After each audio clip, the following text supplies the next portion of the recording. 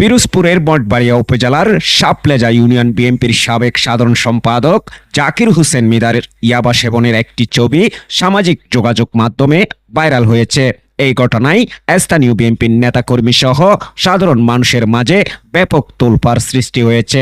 রোববার জেসিডি শাহাদাত হোসেন নামের এক যুবক তার ফেসবুক আইডি থেকে বিএনপি নেতা জাকির হোসেনের ইয়াবা সেবনের ছবি পোস্ট করলে মুহূর্তের মধ্যে তা ভাইরাল হয়ে যায়।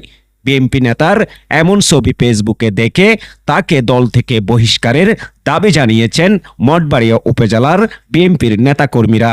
এছাড়াও এই নেতার বিরুদ্ধে আওয়ামী লীগের নেতাকর্মীদের সাথে সখ্যতা রেখে আওয়ামী লীগের বিভিন্ন নির্বাচনী কার্যক্রম পরিচালনা করার অভিযোগ রয়েছে। স্থানীয় বিএনপি নেতাকর্মীরা জানান, গত কয়েকদিন ধরে তিনি টাকার বিনিময়ে আওয়ামী লীগ নেতাকর্মীদের শেল্টার দিচ্ছেন, পালিয়ে যাওয়া আওয়ামী লীগ নেতাদের এলাকায় ফিরিয়ে আনছেন। এই ব্যাপারে শাপলেজা ইউনিয়ন বিএনপির সাবেক সাধারণ সম্পাদক জাকির হোসেন মিদা জানান, রাজনৈতিক প্রতিপক্ষরা তাকে সামাজিকভাবে হেয় প্রতিপন্ন করার জন্য ছবিটি এডিট করে সামাজিক যোগাযোগ মাধ্যম ফেসবুকে ছড়িয়ে দিয়েছে।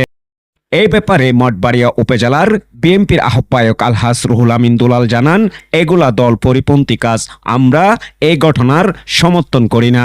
পিরোজপুর জেলা বিএনপির আহ্বায়ক মোহাম্মদ আলমগীর হোসেন জানান, মাদক সেবনের বিষয়টি আইন শৃঙ্খলা বাহিনীর বিষয়। এছাড়া আওয়ামী লীগের সাথে সখ্যতার বিষয়ে লিখিত অভিযোগ পেলে তদন্ত করে সাংগঠনিক ব্যবস্থা নেওয়া হবে।